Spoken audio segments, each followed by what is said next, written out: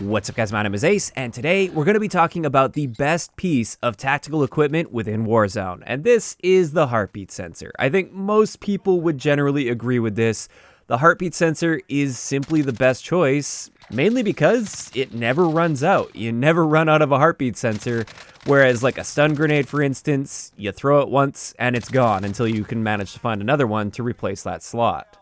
Additionally, knowing where your enemies are is extremely important within Warzone, especially if you're just trying to locate those campers anytime you approach a building.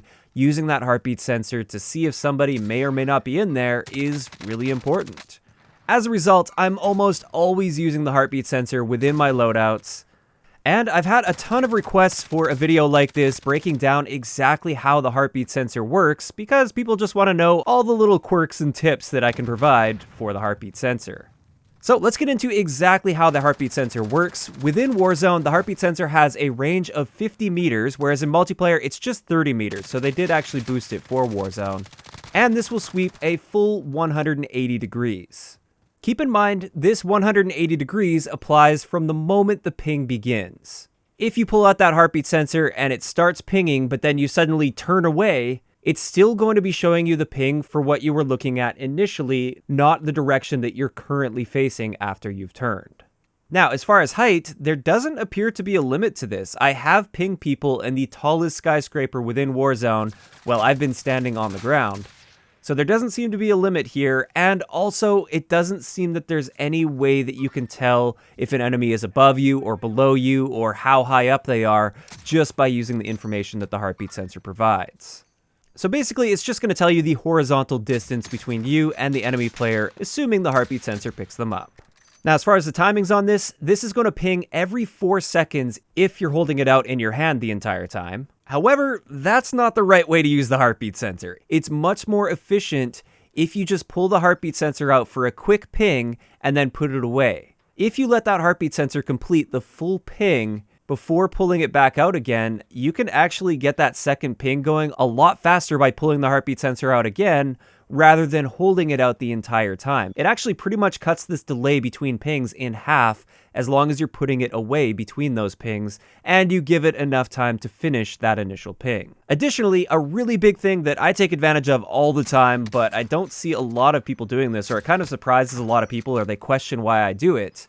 When you initially pull out that heartbeat sensor, it will show the distance an enemy player is away from you that it's going to be pinging before it actually pings them on the heartbeat sensor. So you can see here, when I pull it out, it shows the distance that enemy is away, but it hasn't gotten to that point yet where it's actually picked them up and pinged them. And this is really useful if you're approaching a house, for instance. You don't have to pull out the heartbeat sensor and wait for the full ping to complete. You just have to wait for about half a second or so after you pull it out. And if no distance value displays at that point, nobody's going to be pinged on that heartbeat sensor. So you don't have to keep looking at it and waiting for the entire ping to complete. So basically, if you start seeing that ping radiate out from the center and there isn't a distance indicator, you can comfortably put that heartbeat sensor away, knowing that nobody was going to be picked up. So those are kind of the basics and a couple little tips for you guys when it comes to using that heartbeat sensor. You don't want to be holding it out constantly. That's just a bad idea most of the time. However, there are a few things to pay attention to here. First off, the heartbeat sensor is countered by the Ghost perk. There is a common misconception for some reason, probably because previous Call of Duties worked this way. A lot of people seem to think that Cold-Blooded is the counter to the heartbeat sensor, and this isn't true at all. It's Ghost that counters it. And as a result, with the heartbeat sensors, I find they are more effective early game. As you continue going through a match, you're going to have more and more enemies equipping Ghosts by getting their loadout drops. And therefore, you can't trust it as much as you start approaching endgame. And also, it's important to note that the heartbeat sensor is more powerful in squad-based modes compared to the solo mode. And the simple reason for this is within solos, all it takes is for that one enemy player to be using Ghost, and you're not going to pick up on them. Whereas in squads, if there's an entire squad in a building, every single member of that squad has to be running Ghost in order for that squad to not be detected by your heartbeat sensor.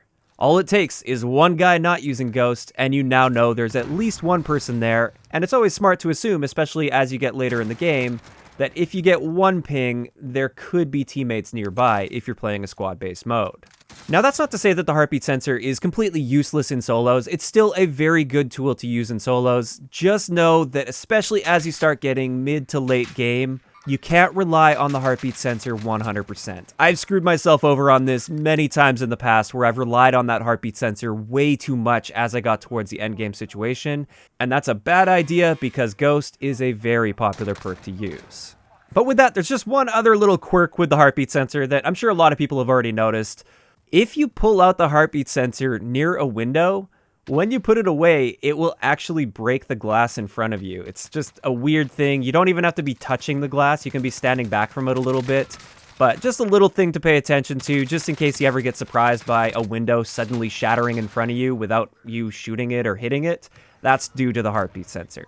But with that, that's pretty much everything I wanted to share about the heartbeat sensor within Warzone. If you guys haven't been using the heartbeat sensor, I definitely encourage you guys to give it a shot because it really helps with your confidence as you're approaching buildings and houses that people may be camping in.